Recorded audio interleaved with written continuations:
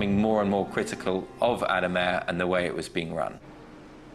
But then, after 7 months of negotiating, this is good news. Thank you. Adamair agrees to help pay for the salvage. Phoenix International, an American company specializing in deepwater salvage, starts the operation on August the 24th. But the time they've lost has had a serious consequence. Although they have a fix on the location of the crash, the locator beacons attached to the black boxes have gone dead. If the black boxes are not found, it will be a mystery until today.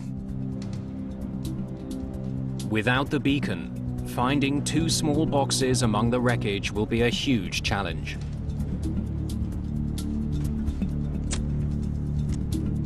To make matters worse, Adamair has only put up enough money for 1 week of searching. So it was like, go out there, if you don't find anything in 7 days, you're done.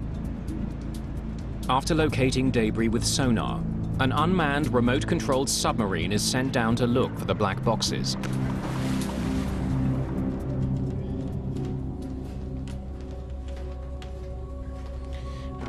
How are we doing?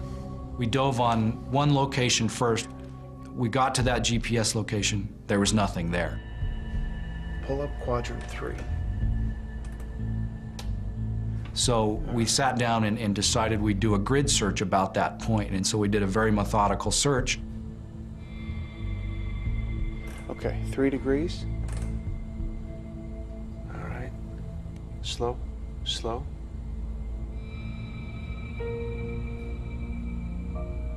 We're coming up on something. We started picking up small, lightweight pieces of airplane wreckage. Things like life vests, seat trays, light bits of metal. Oh my God, this is it. Investigators get their first look at the wreckage. This plane is ripped apart. The state of the wreckage illustrates just how violent this plane crash was. The little pieces of wreckage didn't tell us anything about the cause of the crash. They did tell us, however, that the airplane hit the water at a very high rate of speed. This was the most fragmented airplane that I have ever seen. Only 2 days into the operation, Cruikshank spots something. All right, stop. Rotate back 5 degrees. I noticed on the left side of the video screen something that appeared to be orange, and I instructed the ROV operator to take a closer look at it. That's it. That's it. Okay. Once we got over there, we realized that, yeah, this in fact was the FDR. The plane's flight data recorder has been found. All right, good work, Joe. Let's get this up. We were very excited that we had seen and recovered one of the boxes. Investigators soon find the cockpit voice recorder nearby. All right, stop. That's it. Their week is up. The salvage operation is over. Investigators now hope that they have all the clues they need to solve this accident. The black boxes is the only source for the evidence that we have, because we don't have the wreckage, we don't have the witnesses. But the boxes have been lying on the bottom of the sea for almost 8 months.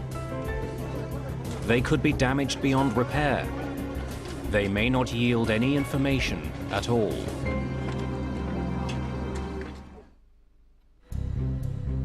The black boxes from Adamair Flight 574 are taken to the National Transportation Safety Board in Washington, D.C.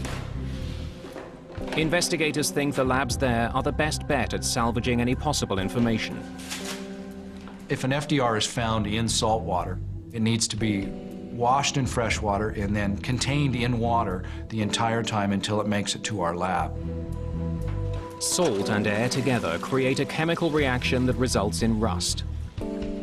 The rust can damage the electronic components in the recorders. Keeping them submerged in fresh water delays that reaction. The importance of having the data depends on the circumstances of the accident. If you're able to recover wreckage in other parts to investigate, then you don't necessarily need to rely on the data. For this particular accident, since the wreckage was going to stay at the bottom of the ocean, it was essential that we had data from the recorders. As the delicate procedure of recovering the data from both recorders progresses, investigators are aware that they have an additional concern. As you can tell, one problem that we ran up against in this investigation is the maintenance records indicated that the flight data recorder was written up as being inoperable in the weeks prior to the crash. We were concerned with that in that if we found the FDR, it may not have recorded anything. Investigators keep their fingers crossed.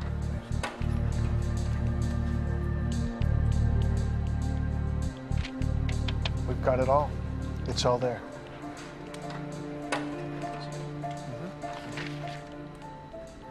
I was confident once we found out that we had 100% of the data that we would be able to solve this accident. The two black boxes provide investigators with the first solid clues about why Flight 574 fell from the sky.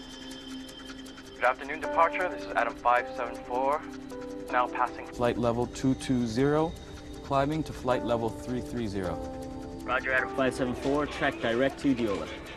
Confirmed. Tracking direct to Diola, Adam 574. The conversation in the cockpit tells investigators that the crew knew that the plane's navigation system was sending them off course.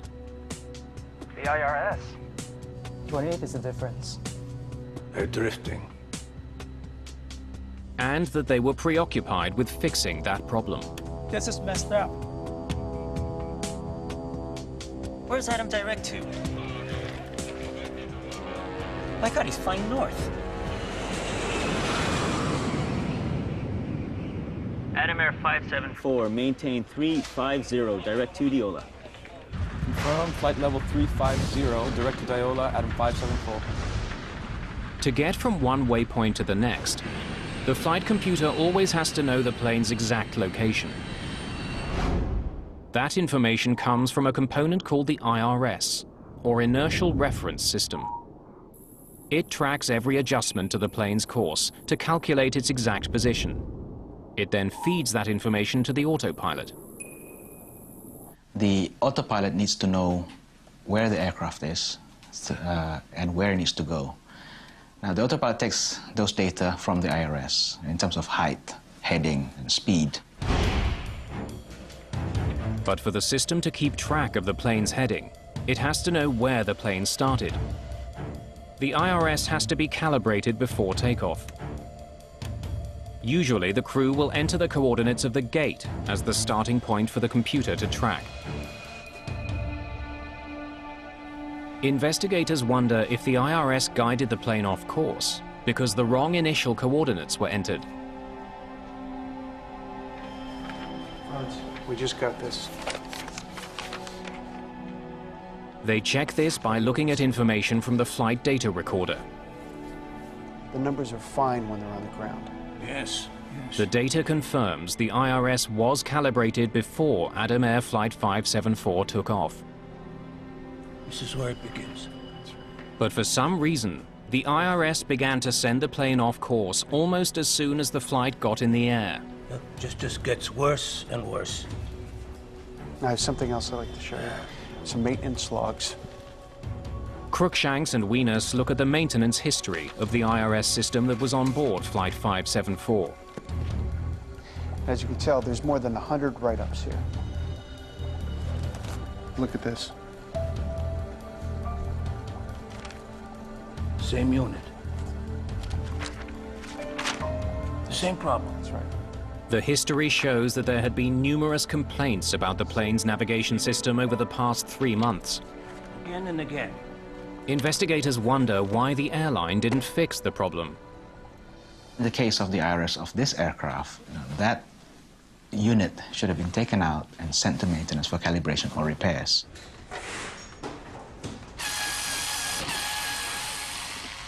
Investigators discover that when pilots complained about a faulty IRS unit, The airline didn't fix it properly.